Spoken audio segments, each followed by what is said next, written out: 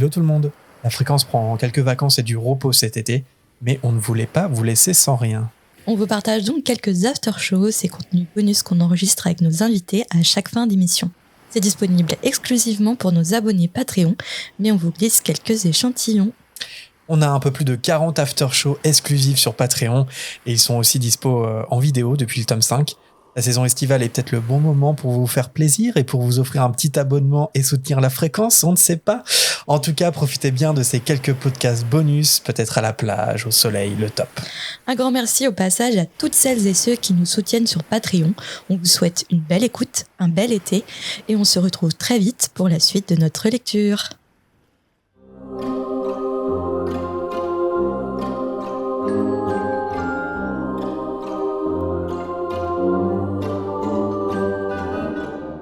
Bonjour à toutes et à tous sur Patreon. Merci pour votre soutien. Bienvenue dans ce nouveau after show qui est disponible soit en audio, soit en vidéo, comme le podcast, comme le chapitre. L'after show sur les aventures d'enfance de Jérémy et de Will. Les cordes de guitare n'étaient que le chapitre numéro 1. Non, mais comme on l'a dit dans le chapitre, du coup, là, on fait une petite discussion. En tout cas, on vous la propose. Sur les similitudes et les différences qu'on peut faire entre les sagas Harry Potter et Star Wars. C'est bien, ça va nous rappeler justement l'enfance, tu vois, genre des discussions qu'on pouvait avoir quand on était ado et tout. Et parce qu'on est toujours avec Wilfried, bien sûr, si vous avez le son et pas l'image, bien sûr, il est toujours là, avec toujours sa belle voix suave. Hein. Absolument. Je vais me mettre à douter de votre passé, ce n'était pas qu'amical. Je sais pas, Wilfried, est-ce que tu veux commencer je vois que tu as des petites notes, je sais pas si tu veux lancer la discussion, et puis après on peut rebondir, c'est comme tu veux. En 8 parties. 10. Non, du coup, comme... Vas-y, okay. On t'écoute, je sais pas quelle langue d'attaque moi j'ai des petites notes, c'est un peu fouillis sur les similitudes qu'on peut y trouver, etc. Mais je sais pas si tu veux commencer par un truc en particulier ou pas. Je pouvais commencer sur le côté déjà plutôt global et très large en fait, donc savoir que je pense qu'il y a aussi beaucoup de personnes qui connaissent Star Wars, qui écoutent ce podcast. Donc le créateur, George Lucas, à la base, c'est vraiment quand il a créé Star Wars, c'était parce qu'il était fan de pulp movie en fait qu'il regardait dans son enfance, donc c'était des petits courts-métrages qui se situaient avant les longs-métrages dans les salles de cinéma, ce qui remplaçait en gros les bandes-annonces aujourd'hui. Et du coup il avait voulu faire du pulp. D'ailleurs c'est pour ça aussi qu'il a récupéré Indiana Jones après, ça vient de là avec Steven Spielberg. En fait, quand il a voulu vraiment adapter un pulp movie, donc là je l'ai plus en tête, c'est dommage, mais très très connu, et il n'a pas eu les droits. Donc, il a décidé de faire son propre pulp movie. Mais en fait, après, ça s'est énormément étoffé. Et c'est là, du coup, qu'on va pouvoir commencer à trouver des parallèles. Parce qu'en fait, il a voulu faire en fait une saga mythologique. Et il y a beaucoup de mythologie aussi dans Harry Potter. Alors évidemment, il a eu énormément de sources d'inspiration parce que ce soit donc le Seigneur des Anneaux, Harry Potter et puis Star Wars, en fait, ce sont ce qu'on peut appeler en quelque sorte des mythes modernes. Et en fait, donc tous ces mythes se sont nourris d'anciens mythes préexistants. Donc là, tout à l'heure, on parlait en effet, dans l'épisode sur l'épisode 32, on parlait des légendes arthuriennes notamment. Qui est aussi d'ailleurs présent dans Star Wars pour le coup. Et donc il s'est aussi beaucoup nourri du Seigneur des Anneaux, des écrits de Tolkien en général, de la saga Dune. Et tout ça en fait font que du coup il y a eu un tas d'influences qu'il a récupérées, et surtout ça, je sais pas si vous en avez déjà parlé parce que Harry Potter aussi est inspiré par ça, c'est le livre de Joseph Campbell, Le héros aux 1001 visages. Je sais pas si vous l'avez déjà évoqué. Alors, je sais pas si on l'a déjà évoqué, mais je l'ai là. Parce que c'est intéressant avec Star Wars, ouais. J'ai les étapes, le voyage du héros en 12 étapes, selon Joseph Campbell. Ouais. C'est le concept du monomythe, quoi. Oui. Voilà. Et ça, c'est vrai que c'est intéressant parce que là, il y a des vrais ponts à faire, ouais, c'est vrai.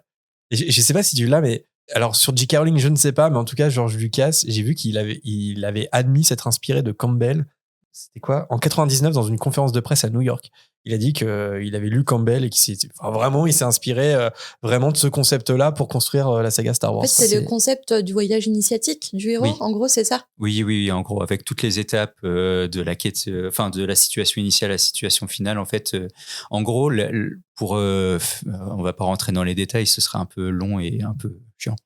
Donc, en fait, Joseph Campbell s'est posé la question à un moment de savoir pourquoi, vraiment, il y a plusieurs siècles déjà, des cultures complètement différentes qui ne s'étaient jamais rencontrées, en fait, on pouvait retrouver des traces de certaines histoires, en fait, qui étaient quasiment identiques en termes d'étapes. Par exemple, La Petite Sirène, qui est un conte, alors je sais plus, j'ai plus le pays en tête, mais en tout cas qu'on pourrait considérer comme occidental. Donc hollandais alors. Et ben en fait, du coup, il y avait une version en fait déjà à l'époque vraiment dans l'extrême-orient. Alors je sais plus si c'était Japon ou Chine, mais en fait quasiment la même histoire avec la sirène comme créature principale, avec tout le désir de prendre forme humaine, du coup justement parce que elle est tombée amoureuse d'un être humain et tout ça. Donc ça a énormément intéressé Joseph Campbell qui a fait tout un tas d'études là-dessus. Et donc, en effet, c'est ça qui a donné à George Lucas vraiment l'idée de faire ce que Star Wars est aujourd'hui, en fait. Vraiment la saga mythologique. Parce qu'à la base, comme je vous disais, c'est vraiment... ça m'est revenu en tête, c'est Flash Gordon, du coup, à la base. Le pulp, c'est assez culte. Et d'ailleurs, je crois qu'il y a eu un film assez mauvais qui a été fait. Mais à la base, voilà, c'était ça le pulp qui l'avait lancé dans cette aventure. Flash Gordon, c'est un super-héros ? Non, c'est pas ça. Je confonds. C'est Flash, le super-héros. Et Gordon, c'est le commissaire dans Batman. Ah oui, c'est vrai. Oui, c'est vrai. Voilà. Entre 37 heures et Flash, là, franchement, sur les 12 étapes du voyage du héros de Campbell, sur Wikipédia, on peut trouver un résumé assez rapide. On peut peut-être se les faire vite fait. Comme ça peut être un peu concret et voir les ponts, effectivement, qu'on peut y voir dans Star Wars, dans Harry Potter. Donc rapidement, les 12 étapes. J'ai étape 1, le héros est dans son monde ordinaire. Il s'agit d'une introduction qui fera mieux ressortir le caractère extraordinaire des aventures qui suivront. Ok, donc Harry, orphelin dans une famille de moldus, tout ce qu'il y a de plus normal, entre guillemets. Ça, on va y revenir. Et mais du coup, sur Star Wars... Sur Harry Potter, c'est encore... on peut peut-être faire d'abord les étapes et ensuite... Ouais. Okay. Parce que en vrai, il y a un vrai bail entre Harry Potter et Star Wars. Ok. Mais c'est bien, moi je découvre là, je suis comme les auditeurs. Donc bon, on a capté l'étape numéro 1. Étape 2, le héros est appelé à l'aventure qui se présente comme un problème ou un défi à relever. Étape 3, le héros est d'abord réticent, il a peur de l'inconnu. Étape 4, le héros est encouragé par un mentor, vieil homme, sage ou autre. Quelquefois, le mentor donne aussi une arme magique, mais il n'accompagne pas le héros qui doit affronter seul les épreuves. Étape 5, le héros passe le seuil de l'aventure. Il entre dans un monde extraordinaire, il ne peut plus faire demi-tour. Étape 6, le héros subit des épreuves, rencontre des alliés, des ennemis. Étape 7, le héros atteint l'endroit le plus dangereux, souvent en profondeur, où l'objet de sa quête est caché. Étape 8, le héros subit l'épreuve suprême, il affronte la mort. Étape 9, le héros s'empare de l'objet de sa quête, l'élixir. Étape 10, le héros prend le chemin du retour, où parfois il s'agit encore d'échapper à la vengeance de ceux à qui l'objet a été volé. Okay. Étape 11, le héros revient au monde extraordinaire où il s'était aventuré, transformé par l'expérience. Et enfin, dernière étape, l'étape 12, le héros retourne dans le monde ordinaire et utilise l'objet de la quête pour améliorer le monde, donnant ainsi un sens à l'aventure. Voilà, en gros, résumé... très global. Du coup, j'ai une question. Comment Campbell, c'est ça, explique les 12 étapes qu'ont en commun différentes cultures et communautés? Parce qu'il l'a vraiment retrouvé en fait dans les... Alors, faut savoir que toutes les grandes histoires à la base étaient toutes orales, hein, avant de passer à l'écriture. Mais au fur et à mesure, donc quand l'écriture naissait dans les différentes civilisations, là du coup on a pu, donc c'était à travers la peinture au début, ensuite l'écriture, etc. Bon bref, c'est là que par rapport aux premiers écrits, il voyait vraiment qu'il y avait des étapes claires qui se dégageaient en fait dans chaque récit. Et c'est là qu'en fait il s'est dit, je vais essayer d'interpréter ça. Donc, pourquoi, du coup, là, il y a un appel à l'aventure. Alors, je vais regarder dans les autres s'il y a aussi cet élément-là. Et en effet, cet élément-là revenait sous différentes formes. Mais du coup, on n'a pas l'explication. de pourquoi l'humain construit ses histoires de cette façon. En fait, lui, il part du principe qu'on est, c'est universel en fait quelque part. On est tous connectés par rapport à ça. Comme ça. Voilà, en gros, c'est comme ça qu'on s'est mis à raconter des histoires aussi. On est le seul animal pensant du coup sur Terre à raconter des histoires. Ok. Je sais pas si après du coup là on va plus rentrer dans la psychologie, Ouais, psychanalyse. c'est ça, c'est intéressant quand même. Je sais pas, j'ai pas lu Campbell, mais je sais pas si son intention c'est vraiment d'essayer d'expliquer. C'est plus là on est sur une science qui s'appelle la narratologie. Donc c'est vraiment analyser les processus narratifs, voilà, et d'y voir des correspondances. Et après l'expliquer c'est peut-être encore autre chose pour le coup. C'est peut-être encore une autre science, tu vois. Je sais pas si lui, Campbell, il a la prétention de tenter d'expliquer pourquoi on retrouve les mêmes histoires partout. Par contre, il peut le constater et il peut tenter de le prouver. Je disais tout à l'heure que c'était pas forcément c'était un after show, une discussion, on a rien d'universitaire. Et justement, quand même, en parlant d'université et de la science, Campbell est quand même assez décrié. C'est-à-dire que c'est pas, il fait pas du tout consensus. Il y a beaucoup d'universitaires qui pointent l'ethnocentrisme de Campbell. Il est américain, donc en gros, il dit comment dire, la pensée américaine qui dominerait le monde, voilà, quelque chose comme ça. Et surtout l'analyse qui serait assez abstraite, etc. Pourquoi ethnocentriste s'il découvre un point commun entre toutes les ethnies, en fait, justement. Mais avec un point de vue américain. Ouais, en fait, c'est que peut-être qu'il projette un peu. Enfin, en tout cas, c'est ce qu'on lui reproche, je crois. Je pourrais pas te rentrer trop dans les détails, mais voilà, parce que on parle Campbell, c'est le milieu du XXe siècle. Hein, le voyage du héros, c'est 1949, donc vraiment la moitié du XXe siècle. Mais voilà, il fait pas consensus. Et puis aussi, moi, je me suis dit un truc juste en m'intéressant à ça, c'est que là, on le voit avec George Lucas, donc vraiment qui admet s'être inspiré. Est-ce qu'il y a un moment où on n'est pas sur autre chose? Il a théorisé ça, mais ensuite, les auteurs s'inspirent de cette théorie. Donc, en fait, on n'est plus sur quelque chose, tu vois.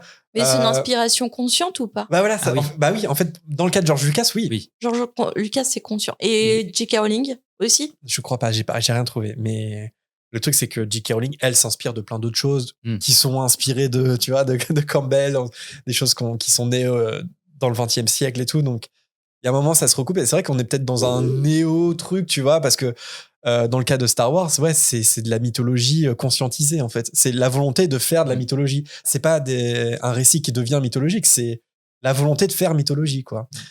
Et donc, la néo-mythologie, on pourrait dire. Vous disiez qu'il y avait un pont énorme entre Star Wars et Harry Potter pour l'étape 1. C'est ça? Oui, je crois qu'en fait, c'est vraiment les premières étapes et c'est assez énorme, en effet. Parce que du coup, on peut d'ailleurs s'amuser à faire là maintenant étape par étape, mais c'est flagrant. Il y a des choses. Alors attention, je suis pas du tout en train de dire que J.K. Rowling du coup a copié ses idées sur. C'est exactement ce qu'il est en train de dire. Non, et puis même par rapport à l'inspiration, je suis même pas sûr que J.K. Rowling en fait forcément avait vu Star Wars, sûrement, hein, peut-être. Après, il y a peut-être l'inspiration inconsciente, parce qu'en fait... Ouais.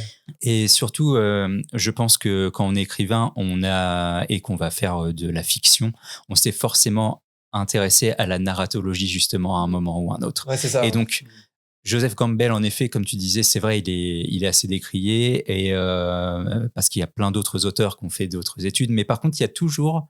En fait, c'est pas forcément les mêmes étapes qui reviennent à chaque fois, mais quasiment tous les auteurs sont conscients qu'il y a toujours des étapes clés dans un récit. Et après, du coup, c'est à voir dans le détail, ça change beaucoup. Mais... Ouais, c'est ça, parce que les 12 étapes là, qu'on a citées tout à l'heure, il y a des ponts qu'on peut faire, des correspondances, d'autres, ça marche un peu moins bien. Et c'est quoi la correspondance la plus flagrante? Je sais pas si Wilfried, tu veux aborder ce truc-là, mais moi, j'avais commencé mes notes comme ça, c'était vraiment, c'est la quête initiatique du héros. Et là-dessus, il y a quand même, je trouve, une grosse correspondance entre Harry et Luke Skywalker. Et alors, il y avait, même sur TikTok et tout, on peut voir pas mal de vidéos, mais c'est vrai que c'est très parlant parce que ce sont tous les deux des orphelins qui vivent chez leur oncle et tante. Oui. C'est quand même... Et là, on peut vraiment se demander, est-ce que c'est une inspiration de J.K. Rowling? J'en sais rien. Parce que même dans Dune, Le Seigneur des Anneaux, par exemple, si on prend les mythes les plus modernes, il y a pas cet aspect-là forcément très familial, justement de situation d'orphelin, et surtout ensuite de vivre chez son oncle et sa tante. C'est tonton tata dans les deux cas. Ça fait hyper longtemps que j'ai pas vu Star Wars. On est d'accord que Luke, on le découvre enfant dans la prélogie. Ah non. Trilogie. C'est Anakin. C'est Anakin, oui. C'est le père. Peut-être la Ok, prélogie, je sais plus alors. c'est les films des années 2000. La C'est- prélogie, c'est les films des années 2000. Bah, oui, je Ok, dis pas de on est bêtises, ouais. d'accord. Donc c'est l'enfance d'Anakin avant qu'il vienne Ah Dark bah, je Vador. confonds les deux alors. Enfin, ça commence à l'enfance, puis ça Ah, se finit. Ah qu'il oui, devient Luke Dark Vador. Skywalker, c'est pas Dark Vador. Ça, je suis. Ah oui, Luke Skywalker, c'est vrai, on le voit à la fin. Non, de... Luke, c'est le fils de Dark Mais Vador. oui, c'est vrai. Ah, c'est son fils. Bah. Ah oui, je m'en rappelle. Ah oui, c'est vrai. Je suis ton père, Marina. Ah oui, c'est Méga vrai. spoiler. Ah oui, c'est vrai. Et c'est le frère de la princesse. Non. Alors, deuxième méga spoiler. Oui, bon, je pense qu'il y a prescription maintenant sur Star Wars. Oui, mais oui. C'est vrai, oui. C'est Oui, ça, oui. oui. Et d'ailleurs, Il faut juste que je me rappelle de. Ça fait tellement longtemps. Désolée. d'ailleurs, on peut en parler d'eux parce que, donc, du coup, orphelins qui vivent chez leur oncle et tante, Mm. leur véritable destinée leur est révélée par un mentor. Hagrid dans le cas de Harry, Obi-Wan Kenobi Oui. dans le cas de Luke Skywalker. D'ailleurs, j'avais ajouté que, en effet, Harry Potter est déposé chez son oncle et sa tante Ouais. par Obi-Wan. Attendez, Hagrid. Dumbledore. Par Dumbledore. Dumbledore Kenobi. Par Dumbledore. Et Luke est déposé chez son oncle et sa tante peu après la mort de ses parents, bébé aussi, du coup, par Obi-Wan Kenobi. Donc en fait, Obi-Wan Kenobi, il a plus. En fait, on pourrait le rassembler sous plusieurs figures dans l'univers d'Harry Potter. C'est-à-dire qu'il y a Hagrid, en effet, Ouais.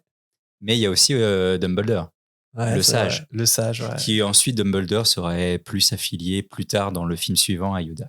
Ouais. Et en parlant de Han Solo et Princesse Leia, est-ce qu'on peut faire des points avec Ron et Hermione? En tout cas, ce sont des héros qui ne sont pas seuls, qui sont entourés. Donc Ron et Hermione, Han Solo et Princesse Leia. Et d'ailleurs, ils finissent ensemble. Et- Ron finit avec Hermione, Mais- Han Solo finit avec Princesse Leia. Ils Et se mettent en couple. du coup, en effet, donc, dans les deux sagas, il y a 3 personnages principaux. Et notamment dans Star Wars, on a toujours appelé le trio donc Luke, Leia, Han, du coup le Big Three. Ouais. Donc je sais pas si c'est aussi un peu le cas, s'il y a une appellation comme ça pour le trio principal chez Harry Potter. Mais Le Golden Trio. Ouais, on l'appelle le Golden bah, Trio. Voilà. Et on a le Silver Trio qui va être Neville, Luna, Ginny. Mais alors, attendez, j'essaie de me souvenir. Mais Princesse Leila, à la fin, elle est avec Han Solo. Oui. J'aime bien comment l'after show, Au la dé- direction qu'il prend. Mais au début, on est d'accord qu'elle a eu une histoire avec son frère et son frère, Alors- c'est Luke Skywalker, non? C'est ça? Il est question en fait d'un baiser en fait au tout début de l'Empire contre-attaque. Ok. Parce que en fait Han Solo donc c'est vraiment un personnage très macho hein, ce personnage-là qui du coup est convaincu que c'est un grand charmeur et que la princesse qui est en effet finalement amoureuse de lui mais en fait à ce moment-là la princesse en gros lui dit de se calmer et vraiment parce que il a trop la conf au début de l'Empire contre-attaque et donc en gros devant lui elle va embrasser Luke sans Ouais. savoir à ce moment-là par contre que c'est son frère elle ne le sait Il pas n'y a encore. jamais eu d'histoire entre les deux, par contre. Non. Ah, ok. Est-ce Non, non. que c'est suggéré que Luke, il a peut-être un crush avant qu'il apprenne que c'est sa sœur ou... Ouais, il me semblait. En fait, Je ça, sais plus. c'est plutôt bien traité dans les films d'ailleurs. Il n'y a jamais, il y a pas vraiment de romance dans le tout premier film, contrairement à beaucoup d'autres sagas où il y avait toujours une histoire d'amour. Là, clairement, on est plus sur du copinage. Enfin Ok. voilà, c'est une bande de. Ça va devenir les 3 potes principaux quoi. Mais en effet, le parallèle avec Hermione, c'est quand même la plus débrouillarde, l'intello un peu, celle qui planifie tout. Et la princesse Leia, c'est pareil, c'était un des premiers personnages, en tout cas dans des grosses franchises, de personnages féminins émancipés. Vraiment la femme forte. À tous ceux là aujourd'hui qui crient au wokisme et tout ça, ça existait déjà en fait. Il y avait déjà des femmes fortes dans les Ouais, films bien sûr. avant. Ne serait-ce voilà, qu'Alien, très en fait, courageuses. le premier Alien. Notamment. Ouais. qui a Avec suivi, juste Sigourney après. Weaver, Qui a suivi Star Wars justement à 2 années d'écart à peu près, je crois. une femme badass avec un chat. Voilà. Oui, c'est vrai. Ah oui, le parallèle.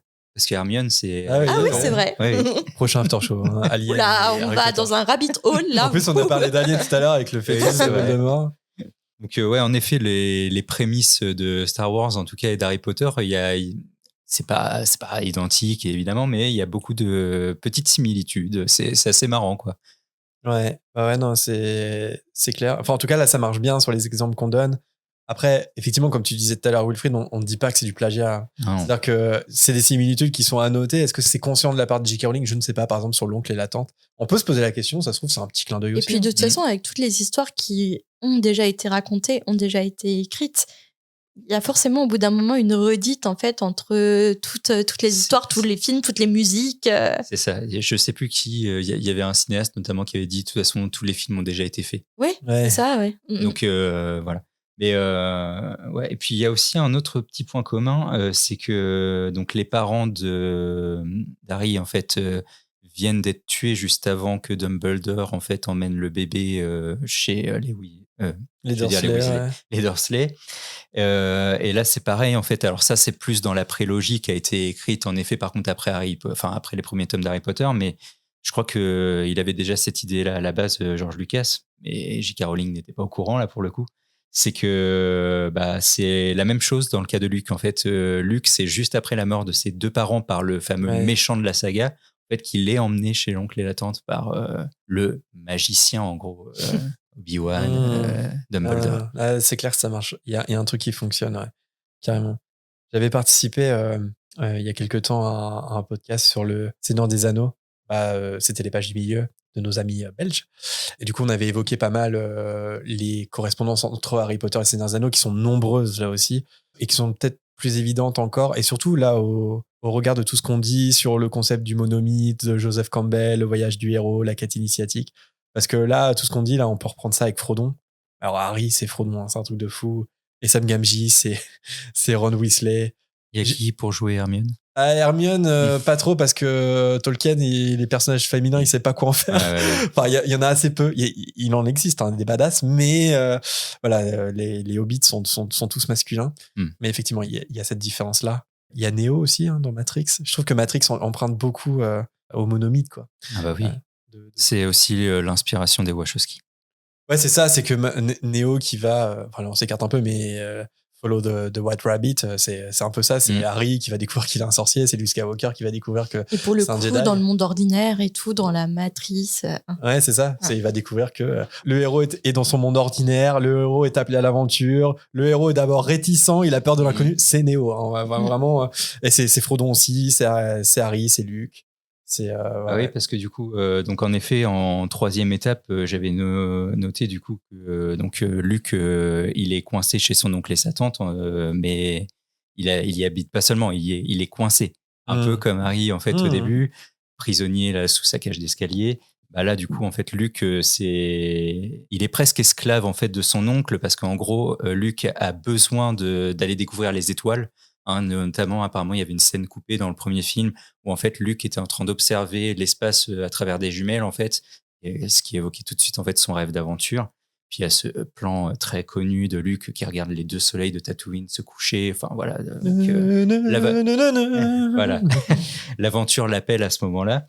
Donc en effet, quand Luke, en gros, l'argument de son oncle, c'est il faut que tu m'aides pour la prochaine moisson. En fait, c'est ça tous les ans. Donc là, on est vraiment dans l'univers ordinaire, c'est-à-dire que l'oncle et la tante sont vraiment des agriculteurs sur la planète désertique de Tatooine. Et donc, il a besoin en fait d'avoir des ouvriers, mais il n'en trouve pas. Donc, en fait, il utilise toujours énormément Luke, et donc Luke est coincé. Et donc, alors évidemment, Luke n'est pas aussi maltraité par son oncle et sa tante. Il n'a pas des barreaux à sa fenêtre, quoi. Voilà. Mais l'idée des barreaux est métaphorique. Ouais. Dans Star Wars. Ils sont psychologiques, là. Et tu peux me rappeler comment Obi-Wan... pourquoi Obi-Wan retrouve Luke? C'est avec R2-D2, non? Alors, c'est en effet, c'est plutôt Luke, en gros, qui va retrouver Obi-Wan, pour le coup. Contrairement à Hagrid qui vient littéralement dans la maison au milieu de la mer là. Salut, toi tu viens avec moi. Qui est une idée absolument géniale. Pour le coup, cette espèce de maison au milieu d'une mer ballottée par le vent. Enfin, je me souviens plus vraiment de comment Luke se reconnecte à Obi-Wan Kenobi en fait. Justement, donc là c'est le fameux appel du héros. Au niveau de l'étape, dans les deux cas, dans Harry Potter, en fait, il y a un message qui est apporté au héros. Donc là, c'est au début les chouettes en fait qui amènent les enveloppes chez les Dursley. Pas de courriel dimanche. Et du coup, dans Star Wars, c'est R2-D2 qui Ouais. est le petit robot donc bleu et blanc, qui en effet, enfin le droïde. Le droïde en fait qui ramène un message laissé par la princesse Leia qui appelle à l'aide en fait Obi-Wan Kenobi qui avait en fait aidé le père non biologique de Leia pendant T'as perdu la guerre. Marina. Hein, t'inquiète. Ouais. Non, mais voilà. C'est en tout cas En fait, c'est R2D2, ramène un qui va être message. l'élément déclencheur. Quoi. Voilà. Mais ça, je me souviens de R2D2 qui montre un message de la princesse et donc du coup, il va le réparer, non? C'est pas ça Oui. pour, Ouais, c'est ça. pour retrouver la princesse. Il essaie de J'ai le quand même réparer, enfin de le nettoyer puis ensuite de le réparer, oui. J'ai quand même des souvenirs. Donc ouais, il y a cette idée de message et ensuite donc suivi de la rencontre du héros.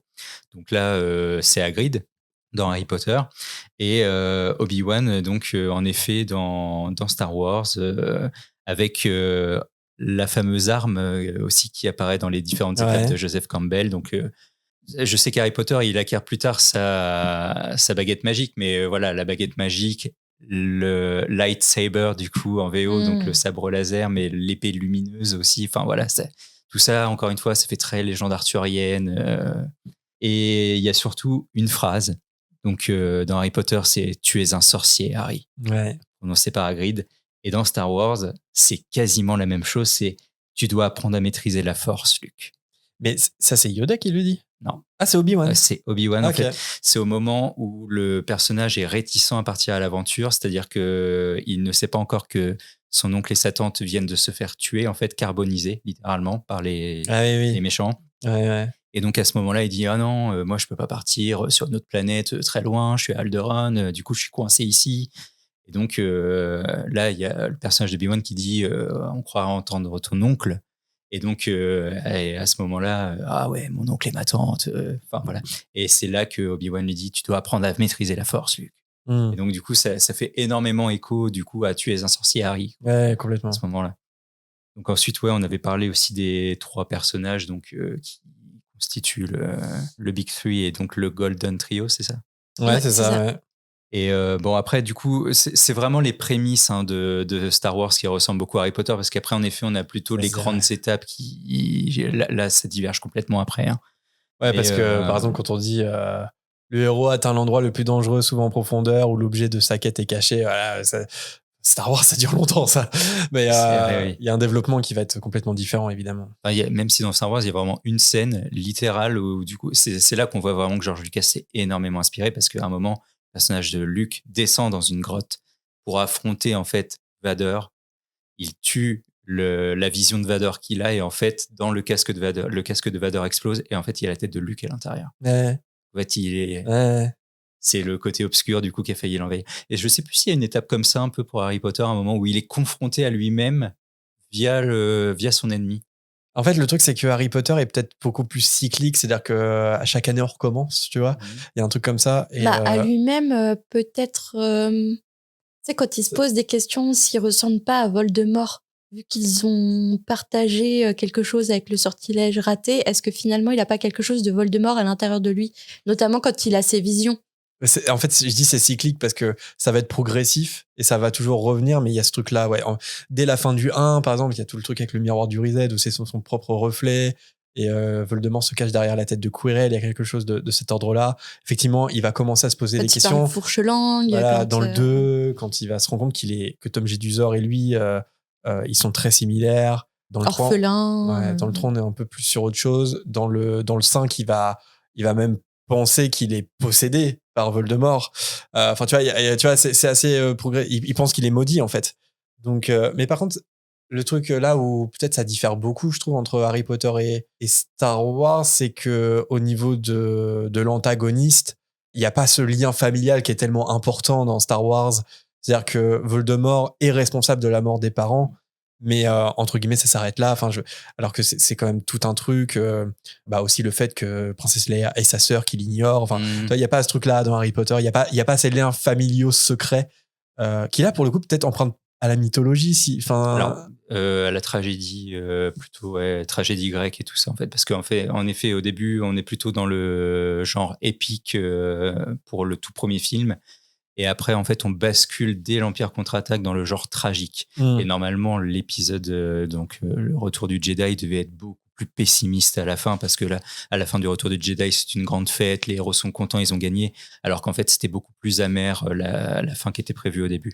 Et justement, dans le tout premier film, à la base, George Lucas ne savait pas encore que Vader était le père de Luke. Ça, c'est un élément très important. En fait, quoi Non, mais oui, quand il a écrit Un Nouvel Espoir, quand Obi-Wan dit littéralement à Luke que Dark Vader a tué son père, c'était pas métaphorique à ce moment-là, en fait. C'était littéral. C'est-à-dire que pour l'instant, Dark Vader était vraiment un disciple d'Obi-Wan Kenobi qui avait tué le meilleur ami d'Obi-Wan Kenobi, qui était Anakin Skywalker, en fait, donc le père de Luke, à ce moment-là. Et c'est pendant l'Empire contre-attaque, du coup, que c'est une folie. Est née cette histoire.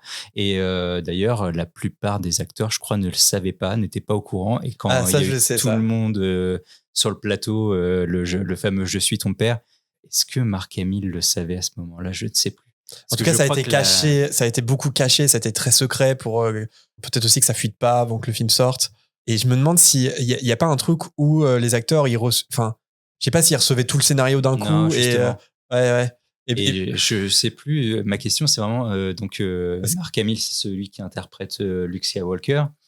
Et du coup, je crois qu'il ignorait. J'ai peur de dire une bêtise, hein, mais et c'est pour ça que sa réaction, elle est outrancière et en même temps, genre c'est pas vrai, c'est impossible. Lis dans ton cœur, Luke, et tu sauras que c'est la vérité. Donc, voilà. Donc, au début, il y avait vraiment le méchant qui tuait finalement les parents de. En fait, c'était plus un Voldemort à la base, et c'est et c'est devenu. Et il y a toujours quand même un lien, maudit. Par contre, un peu secret qui unit les deux finalement. Donc là, le fait que Dark Vader soit le père et la cicatrice, tout le mystère autour de la cicatrice qui lie énormément Voldemort à Harry. Donc il y a quand même un petit lien. L'âme de Voldemort en Harry, ouais. C'est pas son père, mais oui, il y a un truc. Hein. Et du coup, ce truc un peu du secret, du big reveal de Dark Vador, qui est le père de Luke et Leia. Pour le coup, là, ça me fait penser un peu à Rogue, qui est peut-être le personnage mystérieux où le secret se cache dans l'histoire de Rogue. Et J.K. Rowling a beaucoup teasé, il y a un mystère et tout ça.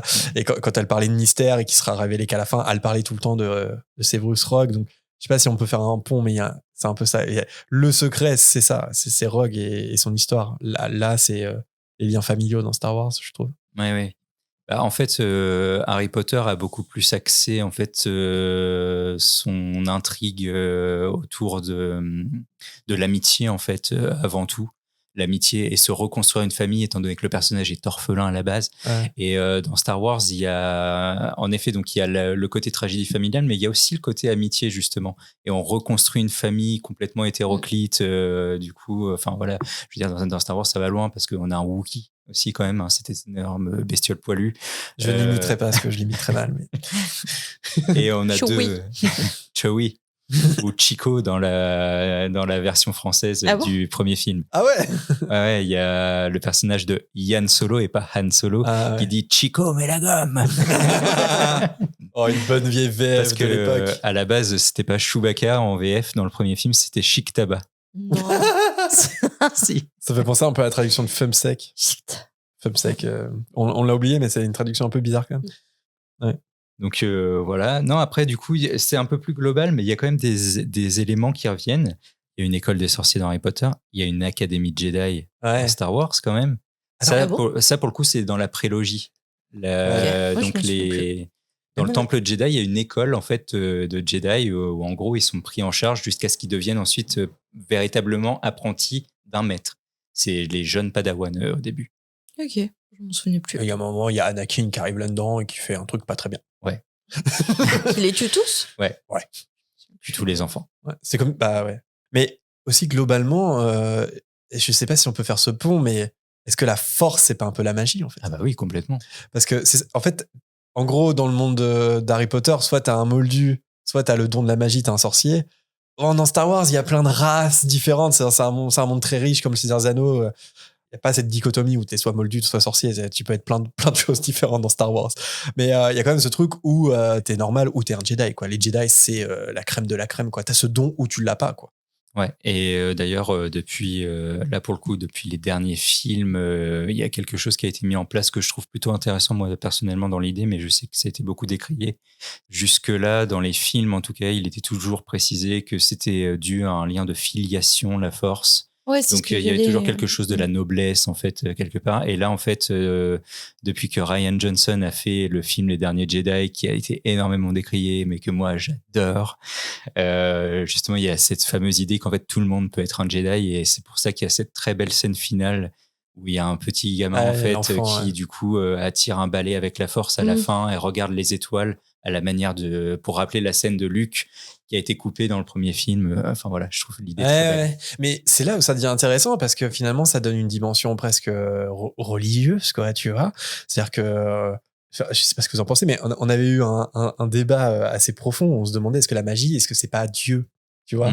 Parce que quelque part, d'où vient la magie? Pourquoi t'as un sorcier et pourquoi t'as un moldu? Tu vois, il y a vraiment un truc qui est de l'ordre de la spiritualité là-dedans. Est-ce que tu reçois le don ou pas? Une sorte de Ouais, voilà, don c'est ça. divin? Et on voit que la magie, enfin, du coup, c'est la même vision. J'ai l'impression que Ryan Johnson dans le film, c'est que clairement, tu peux être un émoldu. C'est-à-dire qu'il n'y a aucun lien d'affiliation. C'est-à-dire que justement, c'est tout le truc des 10 sangs purs qui pensent que la magie ne doit être accessible que par affiliation du sang, que par noblesse, en fait.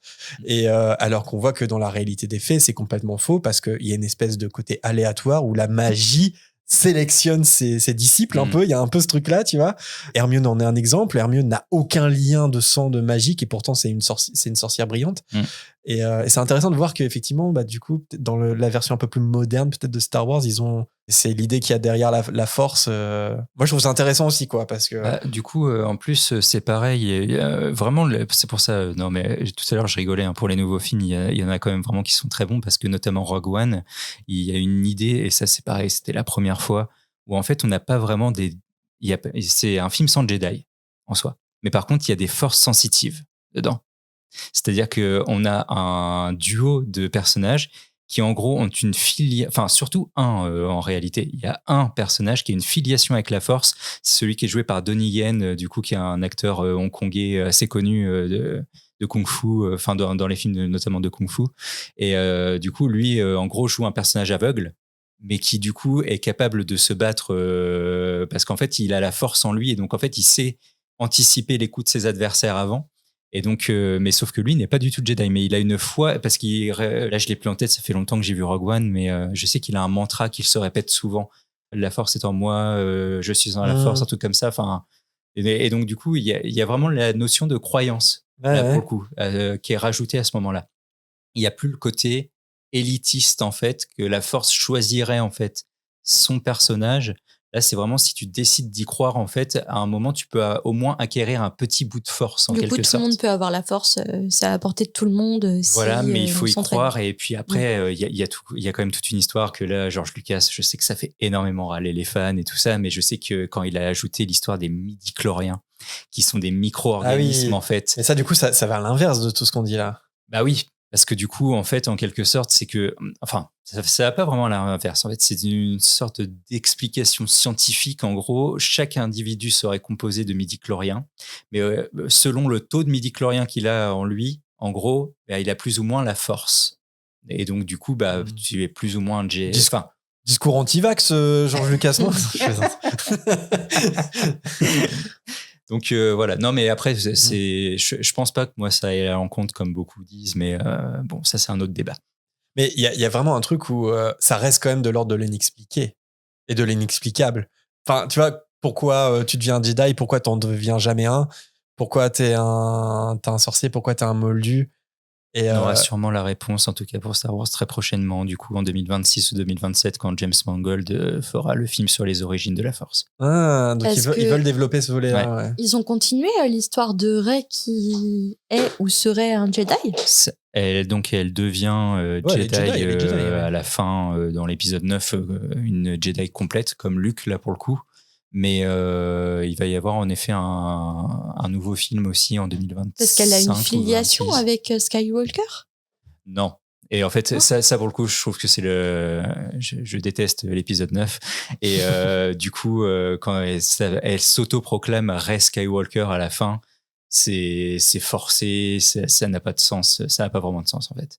Ok. Donc c'est pas, elle a pas Est-ce- de lien, c'est juste qu'elle aussi est orpheline. Mhm. Enfin, elle a été abandonnée par ses parents en gros, qui étaient des poivreaux apparemment qui l'ont abandonnée. Mais en fait, s'il y a vraiment une filiation chez elle, c'est la petite fille de l'empereur, le grand méchant qui est dans l'ombre de toute Ah la oui, saga, oui, quoi, ouais. en gros. Ah oui, c'est vrai. Voilà. Oui. Et ça d'ailleurs, tu parlais tout à l'heure de George Lucas qui avait pas forcément, enfin, qui n'avait pas anticipé dès le départ que Dark Vador était le père de Luke et Leia. Là, pour le coup, c'est un truc aussi où on a eu cette impression-là avec les derniers films que c'était un peu écrit au fur et à mesure des films, c'est-à-dire que Complètement. quand ils ont sorti le 7, bah clairement, l'histoire était pas terminée derrière, c'est-à-dire que ou alors il y avait une idée mais qu'elle a été refaçonnée, etc. Ce qui fait de Star Wars quand même, mais Harry Potter est un peu touché par ça aussi, un univers complexe qui parfois se contredit. C'est difficile de s'y retrouver, quoi. Mais comme dans toutes les mythologies, Ouais, finalement, en fait, quand tu regardes, enfin moi j'ai fait des études de lettres, donc puis j'ai été très intéressé en fait par mes cours sur les œuvres de en fait de l'Antiquité quoi en général. Et quand tu regardes, en fait, il y a énormément de mythes qui se contredisent selon les livres, Ouais. selon les auteurs. C'est très intéressant d'ailleurs de voir ça. Donc en fait, moi ça me gêne pas quelque part ces incohérences aujourd'hui. C'est vrai qu'on est énormément, tout le monde est focalisé sur les incohérences et tout ça. Le canon. Voilà, le canon. Mais c'est vrai que quand on devient fan, on aime ça, tu vois. Genre, nous, on parle tout le temps de canon de Harry Potter parce que on a envie. Toi, t'en parles. Ouais, parce que. Mais oui, parce que tu vois, genre on a évoqué l'enfant maudit. Bah l'enfant maudit, c'est chiant, tu vois, parce que bah c'est une suite, un peu bah, comme Star Wars, la nouvelle trilogie, et c'est chiant parce que c'est mal écrit, et du coup ça vient remettre en cause des trucs qui sont établis, et du coup bah ça met en péril la cohérence de l'univers. Et quand on aime un univers, on aime qu'il soit, tu vois, crédible.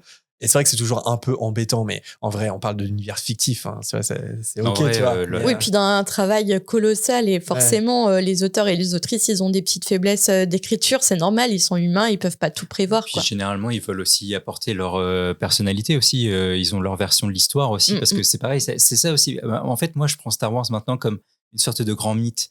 Et donc, je me ouais, dis, en c'est fait, ça, ouais. chacun y apporte sa petite particularité. Un peu T'as- moins dans Harry Potter. Tout à l'heure, on parlait d'Alien, c'est pareil. Alien, il y a plein de choses qui se contredisent aussi, parce qu'en fait, c'est plein d'auteurs qui y amènent leur Oui. patte. Et donc, c'est ça aussi qui fait que je trouve que maintenant, l'univers est très riche. Par contre, en effet, L'Enfant maudit, alors moi, je l'ai pas lu. Apparemment, c'est n'importe quoi. Mais c'est l'équivalent de l'épisode 9 dans Star Wars. En fait, Un peu, ouais. moi, je suis pas Nouveau pont qu'on a trouvé. moi, je suis pas un gros fou justement de l'incohérence et tout ça, enfin de la cohérence du canon, et etc. Mais je sais que quand ça devient trop, quand c'est énorme d'un coup, en fait, là par contre, oui, en effet, ça passe plus parce que quand ça contredit quasiment tout, C'est chiant. c'est chiant. C'est comme Rey, du coup, qui peut soigner n'importe qui et n'importe quoi dans le dernier film. Et là, Bah, tu te donc, dis, mais attends. Bah oui, parce qu'on se dit, mais Anakin Skywalker, s'il a chuté du côté obscur, à la base, c'était pour ça, parce qu'en fait, il pensait pas pouvoir sauver sa femme enceinte Oui. qu'il avait dans ses Bah visions. oui, C'est pour oui, ça, oui. littéralement, qu'il est passé du côté obscur. Et donc, du coup, on se dit, bah, en fait, ça met tout en l'air. C'est chiant, hein. Et là, pour le coup, c'est chiant. Mais dans l'Enfant maudit, tu sais qu'on a la même chose et c'est concentré sur le retour dans le temps parce que l'Enfant maudit est construit autour de ça, c'est-à-dire que les héros sont les enfants de Harry, Ron et Hermione, enfin bref, et du coup c'est la nouvelle génération qui revient dans le passé, donc tu revis des scènes que tu as déjà vécues dans les livres Harry Potter, et le problème c'est que dans les livres Harry Potter, il y a effectivement les retourneurs de temps, on le voit dans le 3, ils retournent dans le temps, etc. C'est assez chouette, mais J.K. Rowling, à l'époque, avait décidé de supprimer les retourneurs de temps dans le tome 5. C'est-à-dire qu'ils sont tous détruits à la bataille du département des mystères. Et pourquoi elle a fait ça? C'est parce que elle a trouvé ça très cool de mettre ça en place pour le 3, mais elle s'est vite rendu compte que c'est un objet hyper dangereux. Parce que si tu peux retourner dans le temps, ça met en péril le canon et la cohérence de ton univers. Et là, le problème, c'est que dans l'Enfant maudit, ils retournent dans le passé, mais en plus, c'est des super retours dans le temps. C'est-à-dire qu'ils peuvent retourner des années en arrière, mais c'est un peu comme Retour vers le futur. C'est-à-dire qu'à un moment, ça n'a plus aucun sens parce que tu te retrouves avec un univers qui a plusieurs réalités parallèles. Enfin, ça n'a aucun... Un pont entre Harry Potter et Jurassic Park avec les dinosaures. Ça n'a aucun fucking sens. Et c'est vrai que c'est chiant parce que, et du coup, bah, moi, tu vois, je considère que l'Enfant maudit n'existe pas. Parce que si l'Enfant maudit existe, bah, l'univers est plus cohérent. Donc bah, après, voilà, du coup, chacun fait son canon, tu vois. Chacun peut décider aussi, bah, ça existe, ça n'existe pas. Soit la force, c'est que de l'affiliation, soit c'est un don christique. Enfin, voilà, j'en sais rien. C'est ça aussi qui est bien dans les univers fictifs, mythologiques comme ça qu'on aime. C'est Chacun se l'approprie et chacun on s'y fait sa projette. propre histoire, quoi. Ouais, carrément. Et du coup, ouais, dans les autres similitudes, il y a beaucoup de fantômes dans Harry Potter. Il y a aussi Oui. pas mal de fantômes dans Star Wars. Ah bon? Des fantômes de la Force. On a notamment, alors dans le premier film, c'est pas sous forme spectrale qu'il apparaît, mais Obi-Wan Kenobi, quand il se fait tuer par Dark Vader, en fait, disparaît. Son corps vraiment s'évapore. Et donc, il y a plusieurs fois sa voix, en fait, qui vient hanter, enfin, pas hanter, mais encourager l'esprit de Luke, justement, à accomplir sa mission à la fin, en gros, donc détruire l'étoile noire. Et donc, en lui disant parce qu'en fait, il est dans un petit vaisseau, il a un viseur, et en fait, il se fie trop à sa vue à ce moment-là. Et donc, en fait, il y a la voix d'Obi-Wan qui lui dit « Utilise la force, Luke ». Et donc là, en fait, il enlève le viseur, et en fait, c'est vraiment en se focalisant sur la force qu'il va pouvoir du coup, en effet, détruire la base des ennemis dans le premier film. Ça, dans l'univers Harry Potter, c'est toujours un sujet de débat aussi, parce qu'il existe effectivement des fantômes. Dans l'univers d'Harry Potter, dans le monde magique, ce sont des sorciers qui ont décidé de leur vivant d'être des fantômes. En gros, c'est souvent des gens qui ont une tâche inaccomplie ou qui ont une rancœur, tu vois. C'est quelque chose d'assez négatif, c'est-à-dire que d'être fantôme, c'est pas quelque chose d'enviable. Néanmoins, il y a aussi autre chose, c'est les portraits. Et ça, c'est important, par exemple, pour les directeurs de Poudlard. Chaque directeur de Poudlard a son portrait. Alors, c'est des interactions qui sont limitées. C'est-à-dire que la mort dans Harry Potter, c'est hyper important. Donc, la vie a un sens parce qu'elle a une finitude. Donc, quand on est mort, bah, on est mort. Enfin, tu vois, on revient jamais de la mort. Même les fantômes, ce sont que des empreintes des gens qui étaient de leur temps de leur vivant. Et les portraits, c'est un peu la même chose. C'est-à-dire que le portrait, par exemple, de Dumbledore, c'est une copie de ce qu'il était à son vivant, mais c'est pas la continuité de ce qu'était Dumbledore. Pour le coup, peut-être que c'est encore plus fort dans Star Wars parce que les Jedi, par la force, t'as l'impression qu'ils continuent de vivre. Ou alors, on peut aussi se dire, est-ce que c'est pas une image intérieure des gens qui... Tu vois, est-ce que c'est pas Luke qui provoque aussi l'image d'Obi-Wan, tu vois, ça peut être un débat. Mais... Je pense qu'il y a toujours eu en fait un côté mystique par rapport à ça, et c'est là qu'en fait la mythologie Star Wars a vraiment commencé aussi à se mettre en place. C'est que chaque fantôme est une sorte de maître en fait. Enfin, c'est le fantôme en gros est une trace du Jedi, ce qu'il a été pendant sa vie matérielle, on va dire. Et donc en fait il va être actif, mais pas dans le sens où il va pouvoir lui-même accomplir en fait les tâches des gens matériels en gros, mais du coup plutôt les conseiller en fait. Ça a toujours être dans le conseil. C'est pour ça que Obi-Wan Kenobi en fait dans l'Empire contre-attaque, il revient là cette fois sous forme spectrale en fait pour dire à Luke d'aller voir en fait, parce qu'il y a encore un Jedi qui existe à ce moment-là, c'est Yoda en fait, qui s'est à l'époque exilé en fait sur une autre planète. Et donc, il lui dit d'aller le voir. Ensuite, quand il est sur Dagobah, donc la planète de Yoda, il rencontre à nouveau le spectre d'Obi-Wan Kenobi, en fait, qui lui parle, en fait, tout simplement. Enfin, voilà, ils échangent. Après, Yoda meurt aussi dans le retour du Jedi. Donc, du coup, il se transforme lui aussi en spectre. Et quand Anakin Vader, du coup, meurt dans le retour du Jedi, lui aussi, en fait. Et d'ailleurs, à la fin, une des dernières images du retour du Jedi, c'est Obi-Wan, Yoda, Anakin côte à côte. Anakin sous la forme, alors ça a été transformé ça a été changé. Mais je trouve ça très cohérent, justement, que pour le coup, c'est un des rajouts que j'aime plutôt bien. Ils ont pris l'acteur de la prélogie parce qu'en fait, c'est le Anakin bon, en fait, qui revient sous forme de fantôme de la Force. Pas celui qui est devenu au moment où il est passé du côté obscur. Et ça, du coup, ils ont fait le changement après la prélogie. Vraiment, a posteriori. Ça, c'est intéressant. Enfin, de toute façon, voilà. Et du coup, c'est pareil, on a une explication dans La Revanche des Sith. Donc ça, c'est le dernier film de la prélogie où Yoda, en fait, dit que donc, le premier maître, normalement, d'Anakin, ça devait pas être Obi-Wan, ça devait être Qui-Gon Jinn qui meurt dans la menace fantôme. Et en fait, avec son sabre laser violet, c'est ça? Non, vert. Du coup, c'est celui qui est joué par l'acteur de la liste de Schindler, Liam Neeson. Ah oui, ok. Voilà. Ouais, et sûr. Donc, lui, en fait, au début, Yoda arrive à communiquer avec lui parce que Yoda, quand même, est très puissant. Donc, du coup, il arrive à communiquer avec lui à travers la Force.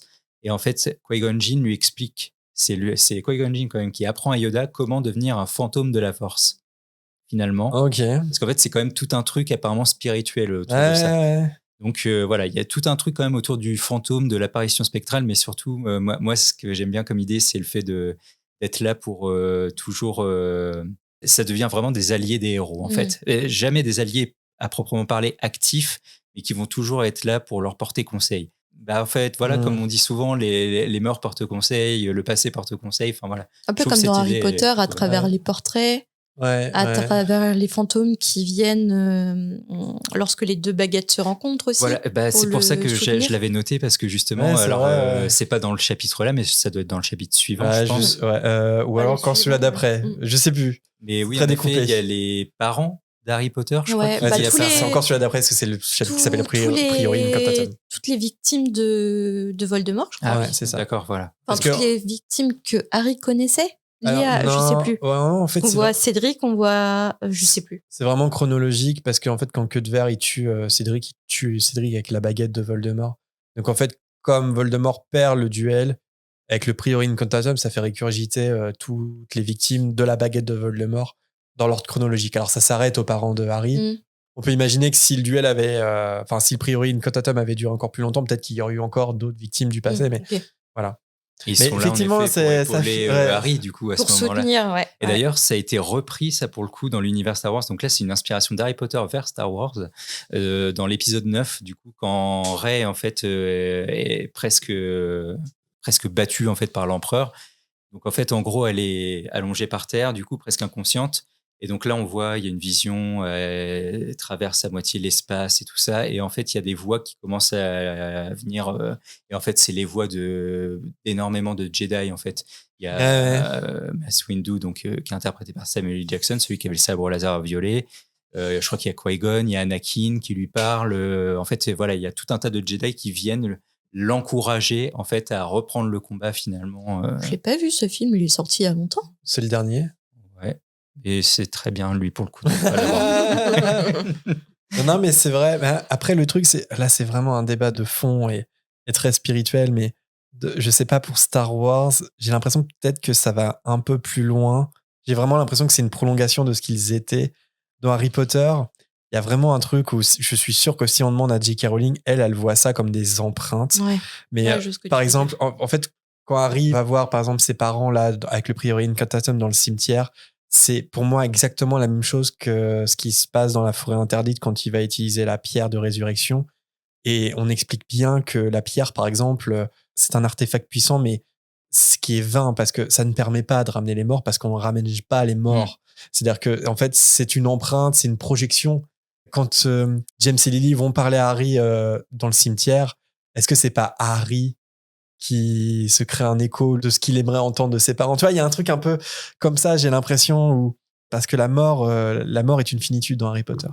Mais peut-être que les Jedi, j'ai l'impression que les Jedi, c'est pas parce que on a fait le pont entre Jedi et sorciers, mais il y a beaucoup de sorciers. Il y a pas beaucoup de Jedi, tu vois. Genre, c'est quand même un truc. Ils ont été nombreux à une époque, Ah avant bon de se faire annihiler, en fait. Ah, ok. Parce que j'ai l'impression que c'est quelque chose d'élitiste un peu. Ou... Ah non, ok. Non, vraiment, les Jedi, à la base, l'ordre Jedi, c'était des millions et des millions d'individus, en fait, juste avant les grandes guerres. Mais bon, ça, après, c'est le lore de Star Wars. Mais déjà, en fait, ils sont nombreux dans la prélogie. Ils sont quand même plusieurs centaines au moins de maîtres. En effet, déjà, ça réduit de beaucoup. Mais alors, par contre, là, du coup, à partir du moment où l'empereur exécute le fameux ordre 66, où en gros, tous les clones doivent tuer les maîtres Jedi, bah là, en effet, là, c'est pas de la quasi-extinction. Hein. Il ne reste plus qu'à la fin de l'épisode 3, plus que 2 Jedi dans la galaxie. Il y a plein de potentiels Jedi partout, mais qui n'ont pas eu, pareil, l'apprentissage, en fait, tout simplement. Pour développer la force. Ça, c'est un autre point commun, parce que oui. D'avoir de la magie, c'est bien, mais il faut apprendre à la maîtriser. C'est important. Il faut aller à Poudlard, il faut aller dans une école.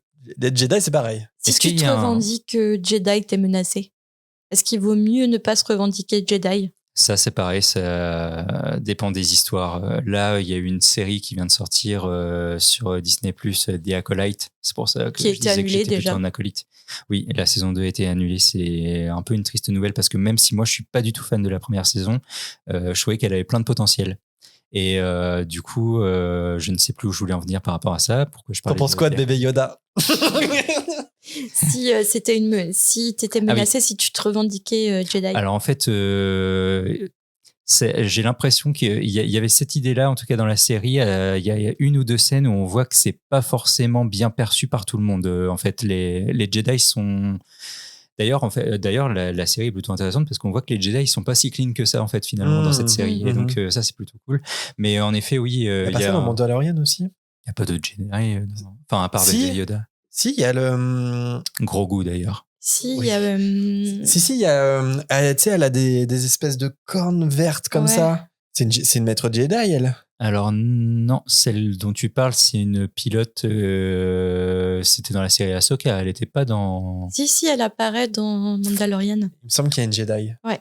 Bon, il y a Luke, évidemment, mais. Oui. Bon, Et voilà, après, elle du a coup, eu je un me souviens. spin-off, mais elle apparaît à un moment. C'est Ahsoka, du coup, dont Oui. vous parlez, l'apprenti d'Anakin Skywalker. Ouais. À la base, c'était dans la série Clone Wars et tout ça, et donc Ok. ils l'ont canonisé. Donc, elle a pas les. Non, je sais sais comment plus. ça s'appelle, mais c'est plus vert. C'est pas vert, c'est blanc et noir. Ah, ok, rayé, pardon. Et Ouais, du coup, elle a le visage un peu rouge. Ah oui, c'est oui, Justement. oui. Et C'était pas mal. C'était pas mal ce passage. Moi, j'ai bien aimé.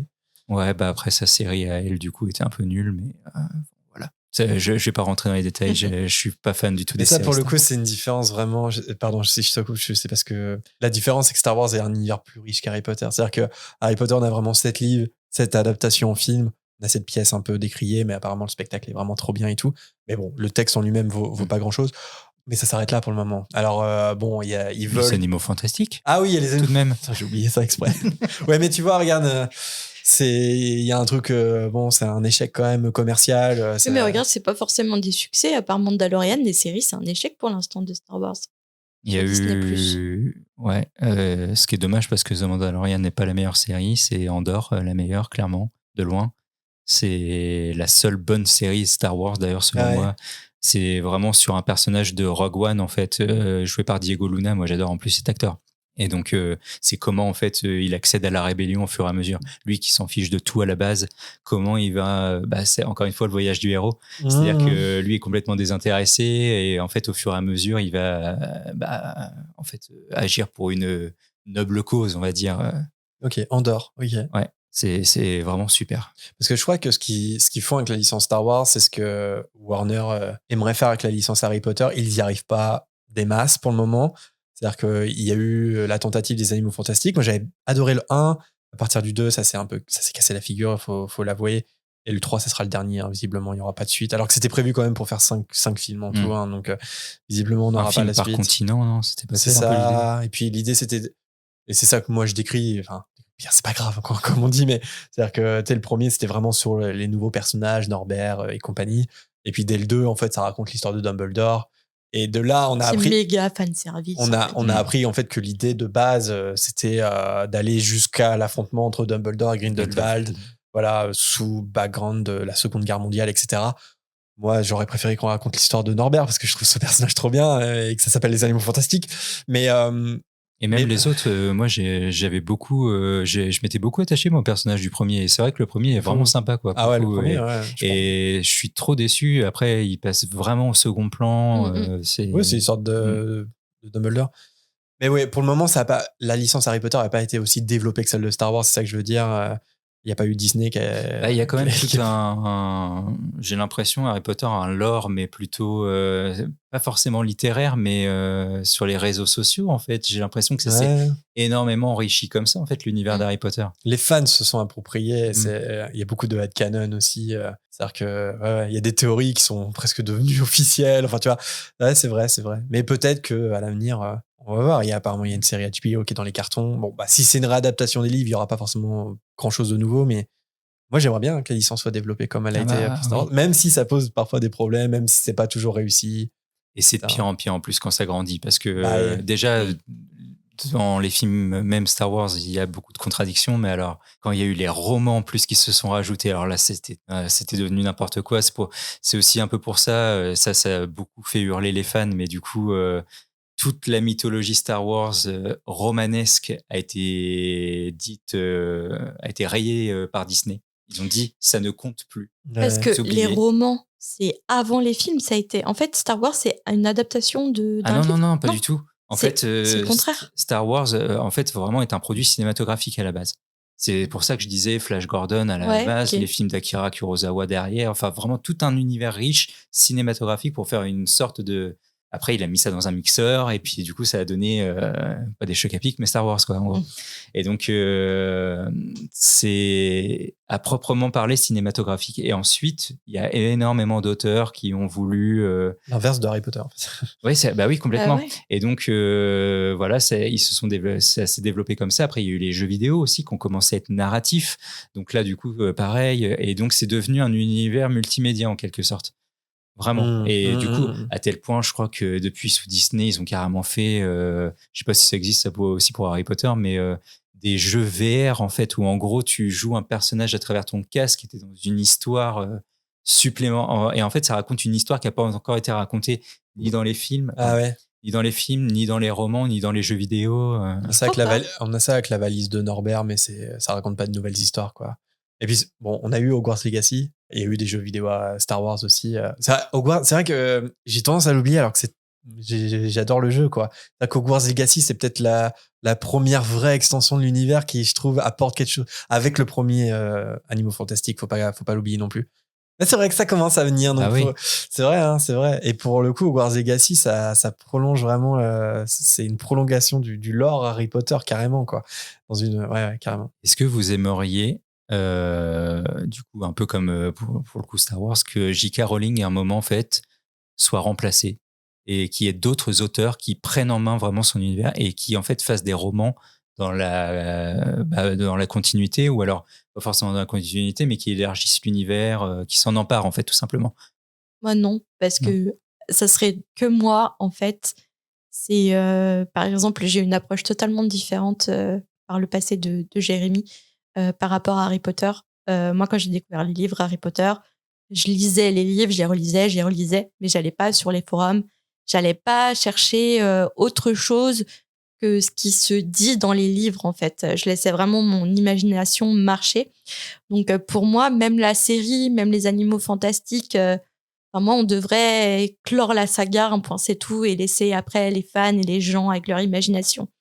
Je sais que Jérémy a un point de vue totalement différent, puisque lui, à l'époque, tu lisais les fanfictions, oh, pas trop, les t'allais fanfictions, chercher sur les forums, tu Oui. cherchais plein d'informations à côté. Il y avait un post même sur un des forums, je crois. Ouais, ouais, j'ai eu des pseudos.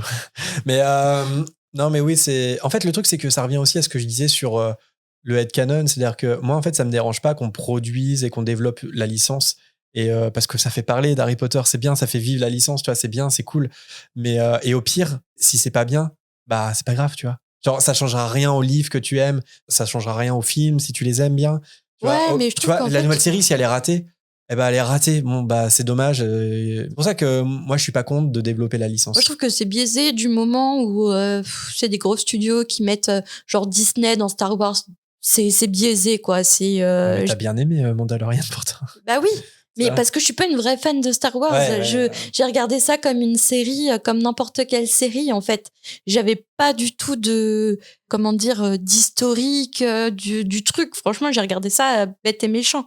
Donc là, j'ai bien aimé, puis parce que j'aime bien Pedro Pascal et Grogu.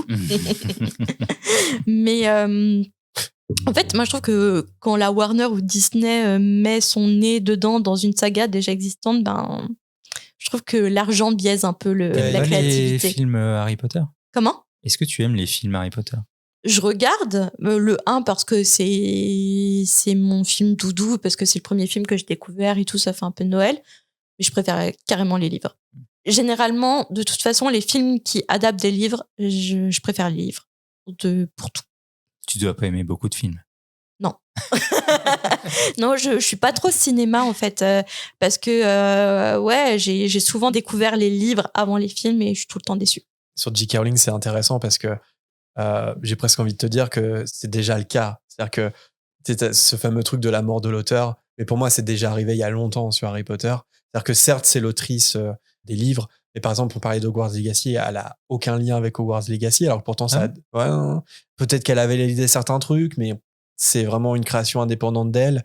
On l'a vu aussi sur la marque qui a été créée, qui s'appelle maintenant Wizarding World. Avant, c'était Pottermore by J.K. Rowling, mais c'est devenu Wizarding World. Donc en fait, le nom de J.K. Rowling s'efface. Et honnêtement, c'est pas plus mal parce que au vu de toutes les merdes qu'elle dit sur les réseaux Encore dernièrement. Ouais, non, mais tout le temps, c'est infernal. Oui, puis là, elle a retiré des tweets Elle est parce dans la qu'il y a sauce. une sportive qui a porté plainte contre elle, Elon Musk et tout ça. Elle est obsédée par la transidentité, elle y comprend rien et elle continue de s'exprimer, bref, d'infecter Internet de son poison, on sait pas trop pourquoi. Donc, du coup, c'est pas plus mal. Et puis, de toute façon, je pense que Warner a conscience de ça, que J.K. Rowling est problématique. C'est-à-dire qu'il y a un moment, c'est une étape obligatoire. Bon, J.K. Rowling est toujours là, hein, derrière la série. Apparemment, elle sera productrice. Mais si la série voit le jour, ça sera forcément le travail surtout de réalisateur, de scénariste. Enfin, la licence, c'est ça, moi, que j'aime aussi dans ce projet. Même si je suis pas super ravi que ça soit une énième adaptation, apparemment. J'aurais préféré que ça soit une création originale, mais bon, les studios ont du mal avec les créations originales. Même si c'est une adaptation, ça sera des nouveaux artistes qui vont apporter leurs pattes. Comme tu dis, Star Wars, en fait, est né comme ça. Clairement, Harry Potter appartient beaucoup plus à J.K. Rowling que Star Wars appartient à George Lucas, mais n'empêche que les films ont apporté ce truc-là, T'es d'accord avec ça, toi ? cette pluralité des réalisateurs. George Lucas, son nom de toute façon sera toujours affilié à Star Wars, la preuve dans les différents génériques, même des séries. Pourtant, il n'est plus du tout impliqué dans Star Wars. Il a vendu Star Wars à Disney. D'ailleurs, ça a été terrible pour lui, surtout en ayant vu après, parce que lui, par exemple, déteste l'épisode 7. Vraiment, mais pourquoi il a vendu ? Il a vendu parce qu'en fait, il sentait déjà que l'univers, ça devenait trop chronophage pour lui. En fait, il a pas failli clamser à la fin du premier tournage. Ça a été très compliqué. Il est tombé en fait en dépression totale après le premier film parce que je pense qu'il se rendait pas compte à quel point une grosse production. D'ailleurs, en plus, c'était le tout début des grosses productions. Jusque-là, il y avait eu Quelle est dans la mer de Spielberg, qui était une énorme production sur le modèle du blockbuster. Parce qu'évidemment, avant, il y a eu plein d'autres grosses prods, mais là, vraiment, qui demandaient autant de moyens et autant d'effets spéciaux et tout ça. À l'époque, il n'y avait pas les ordis, c'était beaucoup d'animatronique et tout. Enfin, du coup, il y avait plein de bugs, évidemment. Et donc, ça l'a complètement crevé. D'ailleurs, il y a un lien aussi à faire, là, pour le coup, entre Harry Potter et J.K. Rowling, entre George Lucas et J.K. Rowling, parce que J.K. Rowling est devenue un peu tout ce qu'elle avait juré de combattre. Ouais. Tout comme George Lucas, qui est devenu, en fait, qui a adopté la mentalité de l'empereur. C'est sûr que quand on voit les soutiens de J.K. Rowling aujourd'hui sur Twitter... Aïe, quoi. Et pourquoi George Lucas, il a adopté la mentalité de l'empereur ? En fait, non, de l'Empire plutôt. En fait, j'ai dit empereur, moi, je vais dire l'Empire. Non, mais parce qu'en fait, en gros, Star Wars, c'est un peu un film. Alors, ça va en faire rire beaucoup, mais du coup, on pourrait dire anticapitaliste avec des gros guillemets dans l'idée, parce que c'est quand même un truc. Mais en fait, George Lucas a construit littéralement un empire autour de Star Wars. Et donc, on voit Besancenot d'ailleurs, je crois qu'il joue dans Star Wars, dans le 5. NPA, c'est avec son affiche comme ça. Non, ça c'est dans le Ryan Johnson. Oui. Non, du coup, en plus, c'est presque vrai parce que le Ryan Johnson, pour le coup, essaie vraiment de proposer un sous-texte. Alors, c'est vraiment placé avec au forceps, mais il y a un sous-texte un peu politique de gauche dedans, mais vraiment un peu vegan aussi, non? Il n'y a pas un truc Oui. Bon, il s'est marré, Ryan Johnson, dans ce film. Moi, c'est un film que j'aime bien aussi. Il a énormément de défauts d'écriture, mais par contre, il a plein d'idées géniales et qui sont plutôt bien mises en scène aussi, donc c'est pour ça que je l'aime bien. Mais non, pour revenir, George Lucas... Tu disais qu'il avait adopté la mentalité de l'Empire. Ah oui, et donc aussi ta première question, du coup, c'était pourquoi George Lucas avait vendu à Disney, parce qu'en fait, il en pouvait plus aussi de cette saga. Je pense qu'il a eu une pression énorme au niveau des fans. Mais pourquoi il l'a pas laissé mourir, entre guillemets ?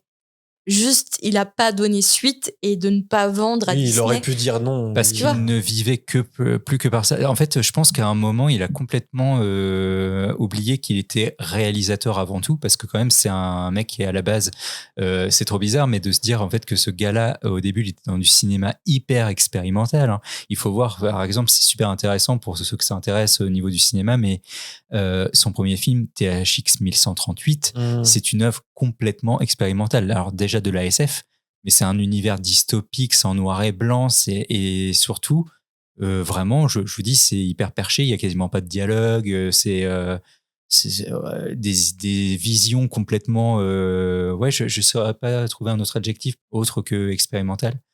Mais et puis pareil, après il avait fait un film sur une jeunesse un peu perdue, du coup, qui est tout le temps à bord de sa bagnole, c'était American Graffiti. des films qui n'ont absolument rien à voir avec Star Wars. Et après, donc en effet, il a développé cet univers qui lui a un peu échappé en fait, tout simplement. Et après, ouais, il est devenu. En fait, c'est à partir du retour du Jedi, je crois qu'il a commencé à dire qu'il était devenu un peu tout ce qu'il avait juré de combattre.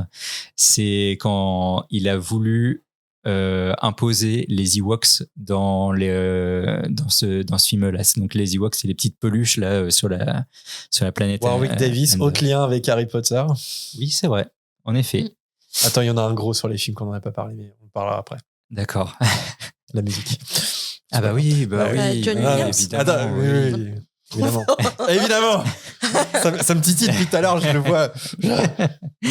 Qu'est-ce que je disais? Ouais, sur le retour du Jedi, du coup, il y a sa décision par rapport aux Ewoks. Et tout ce qu'il a changé, en fait, comme je vous disais, à la base, la fin devait être beaucoup plus pessimiste. En fait, en gros, donc les héros gagnaient, mais Han Solo normalement devait mourir dans ce film-là. D'ailleurs, c'était une des décisions d'Harrison Ford, c'est faites mourir mon personnage. Les scénaristes étaient d'accord au début, le producteur aussi, Gary Kurtz. Tout le monde avait donné son feu vert pour donner une fin héroïque, un sacrifice en fait de Han Solo pour la cause. Il y a eu normalement Luke à la fin, donc qui devait repartir. Alors là, image très westernienne, et moi en plus qui maintenant m'intéresse énormément au western, c'est un crève-cœur pour moi. Mais normalement, Luke devait retourner sur Tatooine. Et en fait, la dernière image du retour du Jedi, c'était lui qui se dirigeait vers les 2 soleils couchants en fait, de dos en fait, et qui s'éloignait en fait vers l'horizon. Ouais.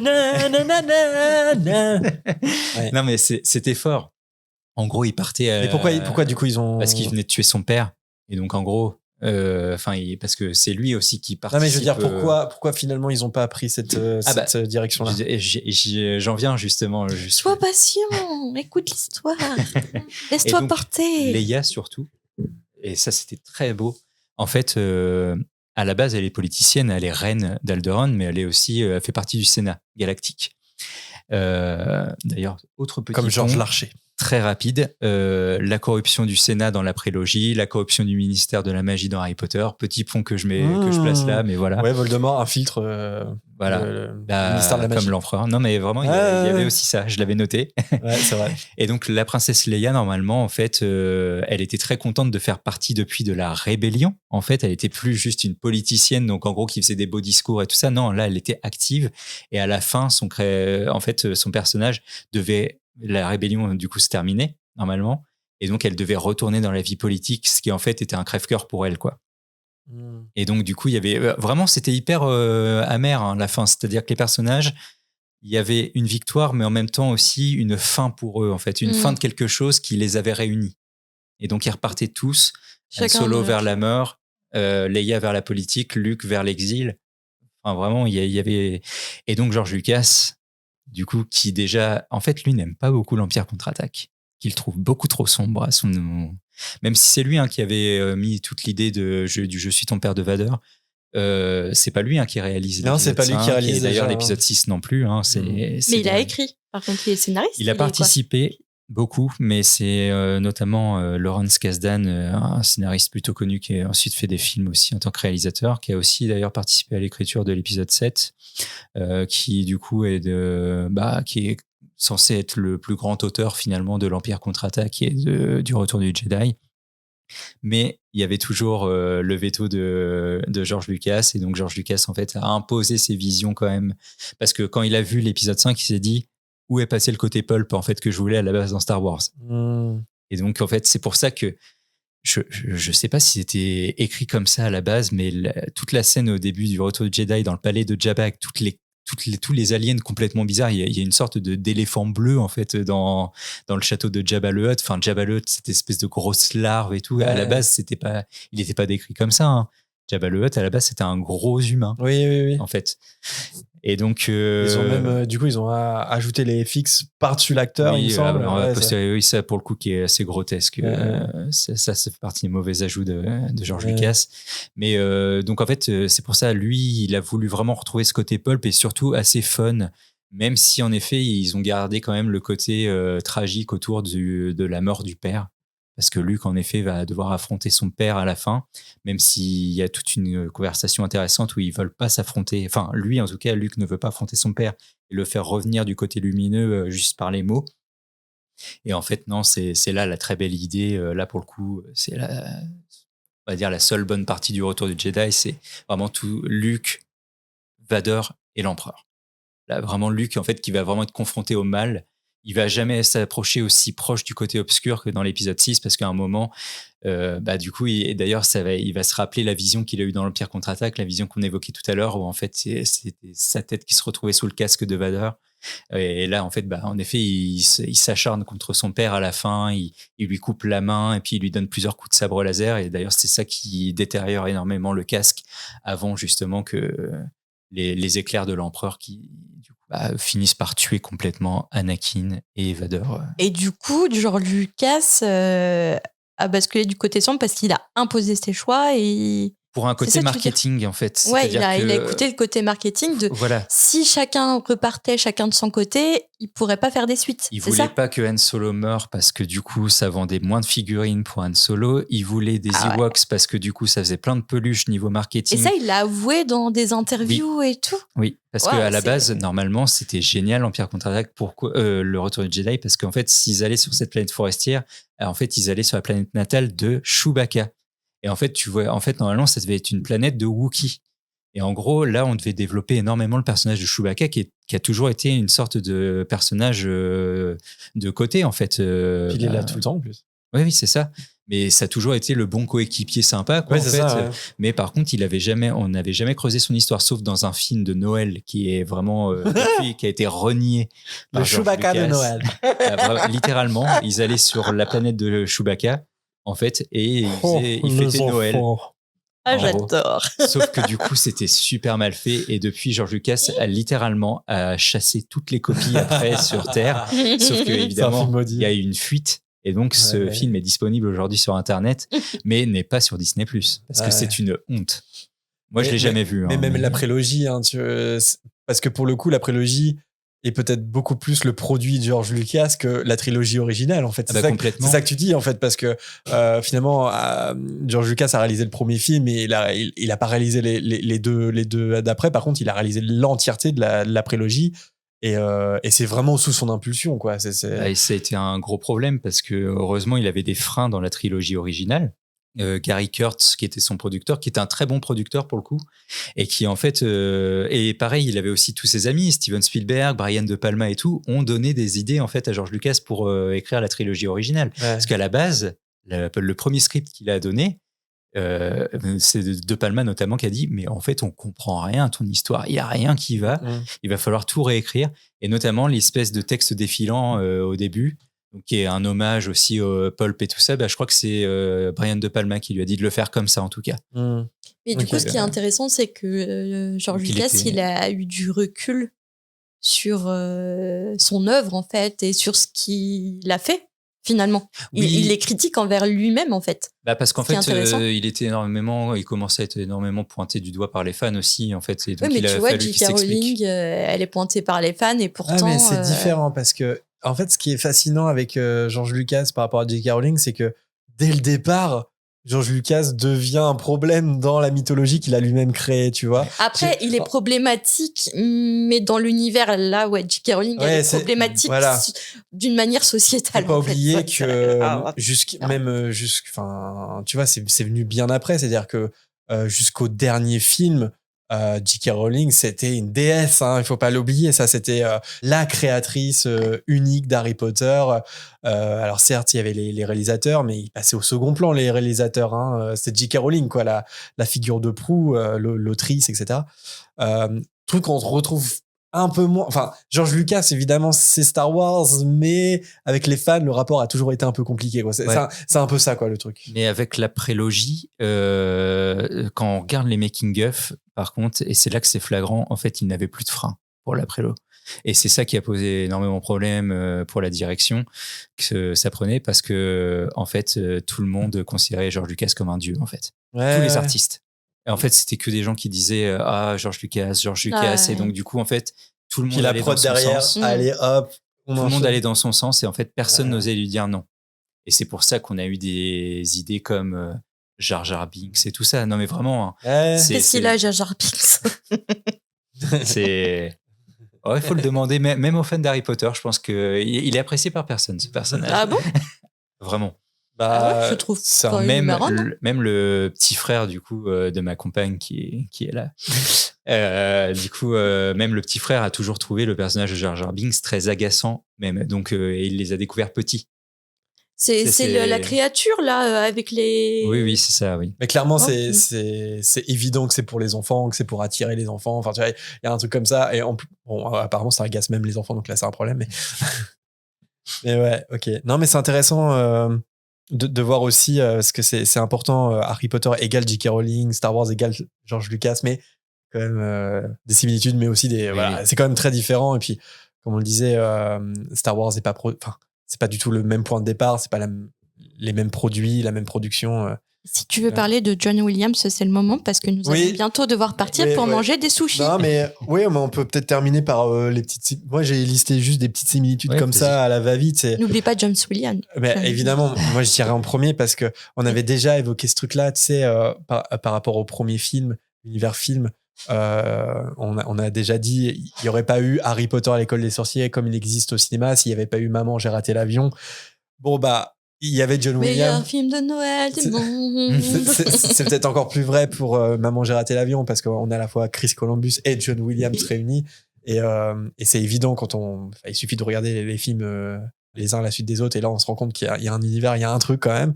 Mais moi, John Williams, je peux pas le détacher parce que John Williams, c'est le son de Star Wars et c'est le son de Harry Potter. C'est-à-dire qu'il a composé ces thèmes magnifiques pour ces deux sagas et c'est tellement important. Tellement important. Et pour moi, sur l'adaptation de Harry Potter, c'est le truc peut-être le plus important qui reste, c'est la musique. C'est-à-dire que Harry Potter a donné des images, voilà, on a eu des acteurs sur ces personnages de papier, mais surtout ce qui a permis l'adaptation au cinéma, c'est de donner une musique à Harry Potter. Et pour moi, elle est iconique comme elle est iconique pour Star Wars.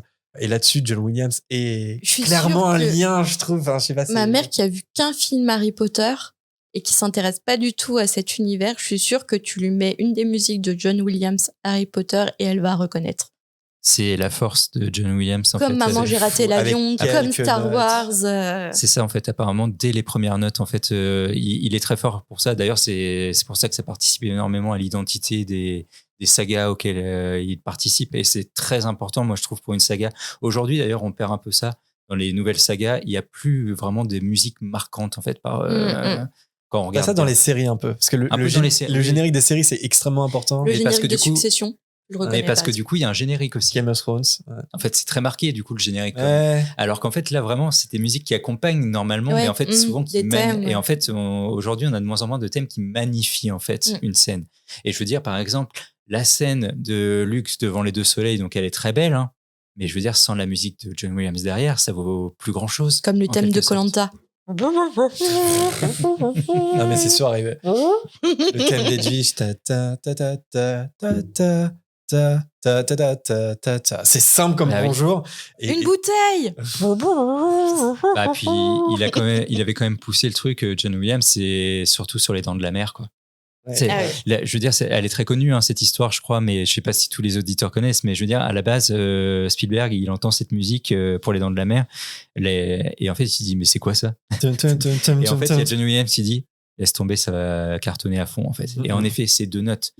C'est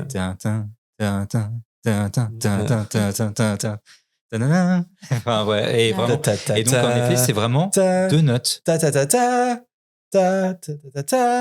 Mais John Williams, voilà, tellement que je suis rentrée pour notre mariage à la mairie, je suis rentrée sur une musique de John Williams. Mais de Maman, j'ai raté l'avion.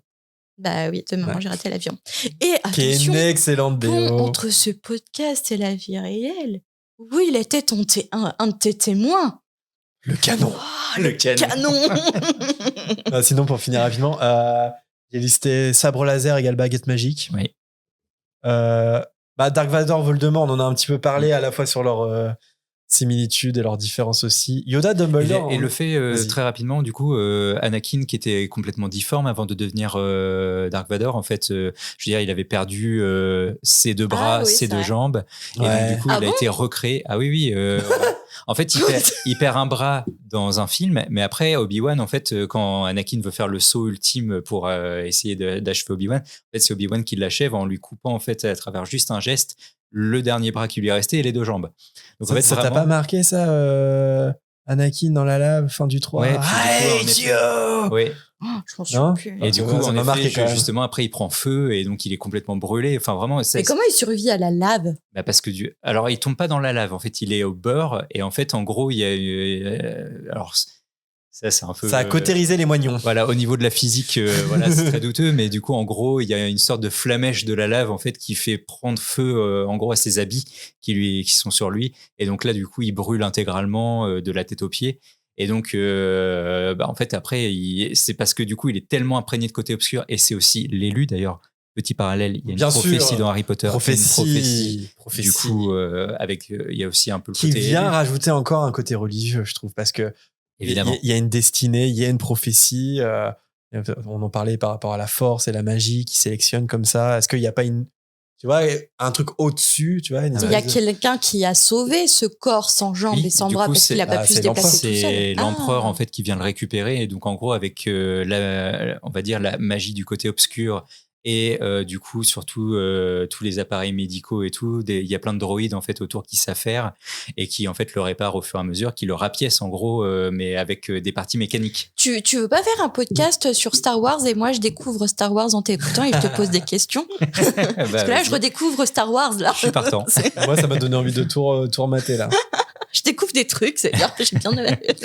Mais ouais, non, du coup, il y a vraiment un côté Frankenstein, et du coup, ça fait un peu penser à Voldemort, donc juste qui se reconstitue. Et d'ailleurs, ce qui est amusant aussi, c'est les échos en fait qu'il fait à d'autres films, George Lucas, et notamment quand la table en fait d'opération de Vador, une fois qu'il a son costume et son casque, en fait, se relève. Donc elle pivote et donc Vador se retrouve debout. C'est exactement la même scène qu'on a dans un film qui est un très vieux film qui s'appelle La fiancée de Frankenstein. Ah oui, bien sûr. En fait, ouais. et pareil, il y a la fiancée de Frankenstein qui se relève Je une me fois souviens qu'elle est tellement reconstituée. pas de tout ça. Oh non. Oui, bon, ça par contre, je préférerais que le son soit coupé à ce moment-là. Mais ça fait presque vieux film aussi, tu vois. Je me demande s'il n'y a pas d'inspiration, Peut-être. ouais. Yoda Dumbledore, C'est évident.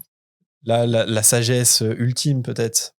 Mais on l'a déjà un petit peu évoqué. Je sais pas si tu avais autre chose, Wilfried. Non, Est-ce que parce qu'il y a souvent ce Non. débat sur Dumbledore, après je pense qu'on va. Ouais. C'est ce qui est souvent reproché à Dumbledore, c'est de prendre Harry peut-être pour de la chair à canon, de savoir quelle est l'issue et finalement de l'emmener à la mort pour sauver les gens. Alors non. Est-ce pas que du tout. Yoda, on l'accuse de la même chose? Non, parce qu'au contraire, il réfrène toujours, que ce soit Obi-Wan ou Yoda, il réfrène toujours Luke en fait, en lui disant d'attendre la fin de sa formation avant d'aller en fait se confronter à Vador. Parce que notamment dans l'Empire contre-attaque, pendant que Luke suit l'enseignement de Yoda, l'entraînement, il a une vision à un moment en fait. Il commence à avoir des visions du futur. Et donc là, il voit que Leia, Han, donc ses amis, sont en danger. Et il voit Vador, justement, dans cette vision-là. Il sait pas encore que c'est son père et tout ça à ce moment-là. Et donc là, en effet, il décide de partir contre l'avis de Yoda et d'Obi-Wan qui lui disent non. Et pareil, Anakin, il est très impulsif dans la prélogie et Obi-Wan essaie toujours aussi de le freiner. Et c'est ça aussi qui énerve énormément Anakin. Il est frustré à cause de ça. Okay. Donc là, pour le coup, il se ressemble pas sur tous les aspects. C'est seulement dans les grandes lignes avec la sagesse, en fait. Puis, dans l'archétype, en fait. Ouais. Du coup, je trouve qu'il y a une différence générale où clairement pas Dumbledore qui forme Harry, tu vois. Déjà parce qu'il y a une école et que, tu vois.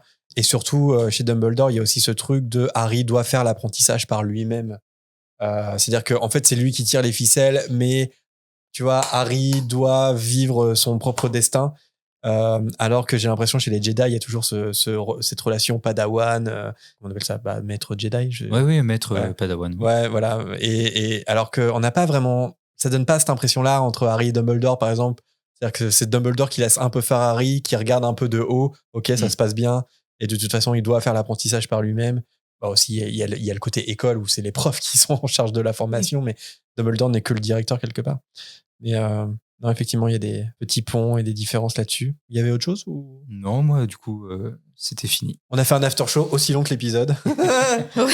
Même plus long, non, j'ai l'impression. J'ai l'impression qu'on pourrait en faire un podcast, tu vois, des sagas entre elles, les ponts qu'on peut faire. Mais et carrément. tout. C'est infini. J'avais C'est un rabbit hole. J'avais eu la chance de partager un épisode avec Sofiane du podcast La Saga, où du coup, lui, il fait film par film. Ouais, c'est cinéma principalement, donc film par film des films de saga, en les analysant. Et forcément, dans les épisodes, il y a un moment, effectivement, il y a des ponts, quoi. On a parlé d'Indiana Jones, enfin, il y a plein de sagas. Là, on parle que de Harry Potter et Star Wars, mais c'est des sujets passionnants. Bah, merci, Wilfried. On applaudit. Merci. Bravo! Je vous applaudis aussi. On s'applaudit. Moi, je m'applaudis, moi. Je m'aime. Comme Rogue. Dumbledore. Ah oui, non, Rogue, il le fait aussi, je crois. Bah ouais, merci Will. J'espère que t'as kiffé. Merci à vous. C'était très cool. Bah ouais, très sympa. Et dommage, c'était un épisode court, mais bon, on s'est rattrapé sur l'after show.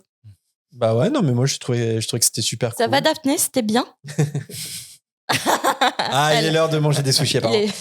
Bah merci aux abonnés Patreon. Merci de nous avoir écoutés jusqu'au bout déjà. C'est super cool si vous êtes arrivés jusque-là. J'espère que ça vous a plu. Et nous mettons en vente les notes de Wilfried. Non, il va sortir un livre. Il va sortir un livre. Et bah à bientôt pour un prochain épisode ou un prochain after show. Salut. Ciao.